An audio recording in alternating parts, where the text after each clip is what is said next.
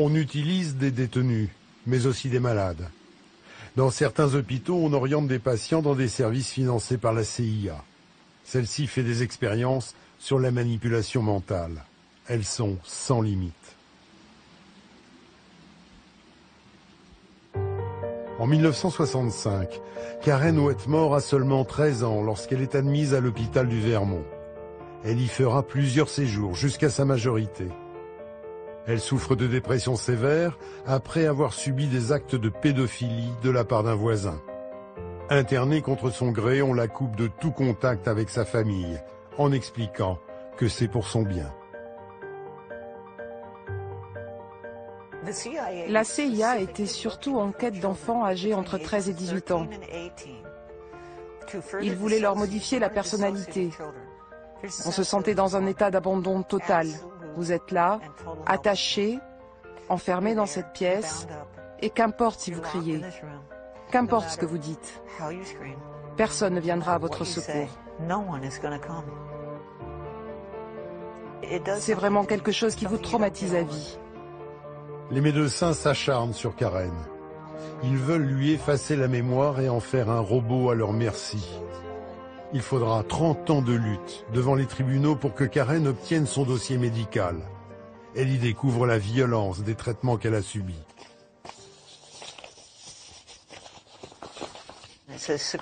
Là, c'est écrit « attaché en totalité ». Ça veut dire la camisole de force. Et attaché, donc, ils ont attaché mes bras et mes pieds. C'était sans interruption, jour après jour, semaine après semaine, février, mars, avril, et tout ça jusqu'au 21 juin 1971.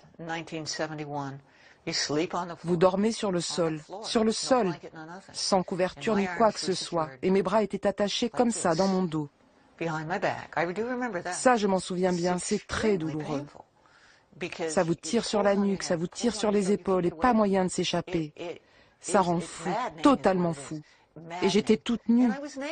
Je pense que ça faisait partie des efforts qu'ils faisaient pour me détruire. Tout ce qu'ils ont fait visait à me détruire. Des mois dans une pièce confinée sans aucun repère.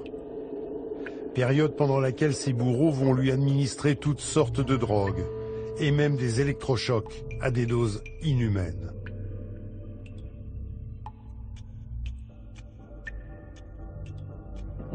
Nombre d'électrochocs et le nombre de secondes pendant lesquelles ils les ont maintenus. Nombre de chocs, 30, 30, 35, 35, 35, et ils l'ont fait à chaque fois pendant 40 secondes. Normalement, les électrochocs, c'est pas plus d'une seconde, et sûrement pas au nombre de 30 ou 35. Un seul, oui, mais jamais autant. Ils cherchaient certainement à effacer ma mémoire. Et c'est exactement ce qu'ils ont fait. Ils écrivent aussi pendant cette session, pas d'arrêt cardiaque, nouvel électrochoc. Donc je pense qu'ils m'en ont remis une dose parce qu'ils n'ont pas réussi à provoquer l'arrêt cardiaque. Ils l'ont donc recommencé peut-être plus d'une fois. C'est impardonnable. Et je suis sûre que je ne suis pas la seule à qui ils ont fait ça. J'en suis certaine. J'ai survécu pour pouvoir témoigner de tout ça. Combien sont-ils à avoir subi de telles expérimentations?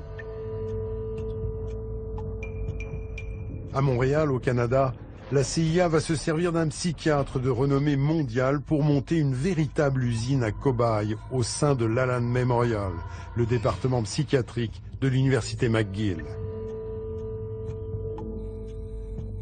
Ce psychiatre s'appelle Ewan Cameron. Il sera l'un des tout-puissants présidents de l'Association mondiale de psychiatrie. En 1945, Ewan Cameron fait l'expertise psychiatrique de Rudolf Hess, l'un des nazis accusés au procès de Nuremberg.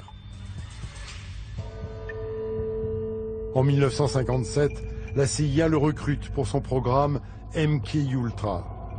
Les Américains veulent parfaire leur technique d'interrogatoire et programmer un humain à tuer. Ewan Cameron devient une sorte de chien fou de la psychiatrie. Il plonge ses patients dans des états végétatifs pendant plusieurs semaines, en diffusant jour et nuit des ordres sonores préenregistrés. Certains en deviendront incontinents, amnésiques, oubliant même qui étaient leurs parents ou l'usage de la parole. L'hôpital du Vermont où Karen Wetmore a été internée travaillait sur le même programme. Entre les mains des médecins de la CIA, elle a été une poupée de chiffon.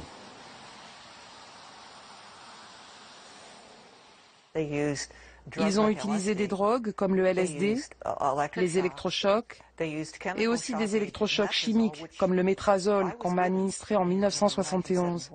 Je l'ai découvert plus tard dans mon dossier médical. C'est une drogue extrêmement puissante, très violente.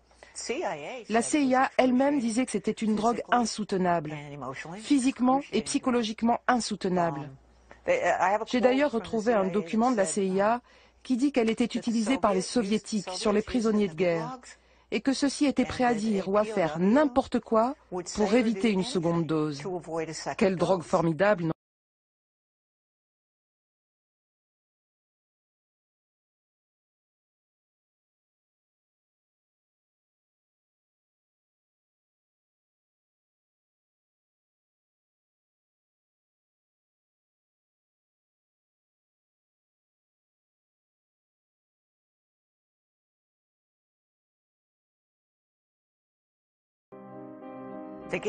Ils m'ont donné 1800 mg, ce qui est apparemment une dose énorme.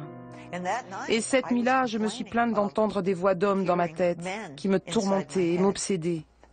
Et j'ai tenté de m'immoler par le feu. L'imagination des savants est sans limite. Sur ces images, un taureau charge la cape qui s'agite devant lui. Quelques instants plus tard, on lui implante un émetteur dans le cerveau. Puis on le lance à nouveau dans l'arène. À chaque charge, il reçoit une impulsion qui coupe son élan. Des documents aujourd'hui déclassifiés montrent que des émetteurs plus sophistiqués ont été testés sur des cobayes humains. Il y a toujours des débats sans fin entre ceux qui croient et ceux qui ne croient pas. Mais moi, ce qui m'intéresse, c'est ce que disent les documents. Eh bien, ces documents décrivent clairement l'implantation d'électrodes dans le cerveau des gens, activer ces électrodes à partir d'un transmetteur et changer le comportement des gens. De violents à taper les murs, ils deviennent des moutons. Derrière l'oreille de Karen, il y a justement une cicatrice dont elle ne connaît pas l'origine. Quand ma thérapeute a compris que la CIA s'était servie de moi comme cobaye, elle m'a dit « Laisse-moi regarder, juste pour voir. » C'est parce qu'on avait entendu parler de ces implants. On avait lu des choses sur ça, il y avait des documents. Et je lui dis « Pourquoi pas ?» Et c'était bien là où je vous ai montré. Je suis allée chez un chirurgien spécialisé qui m'a dit que c'était une cicatrice faite lors d'une chirurgie.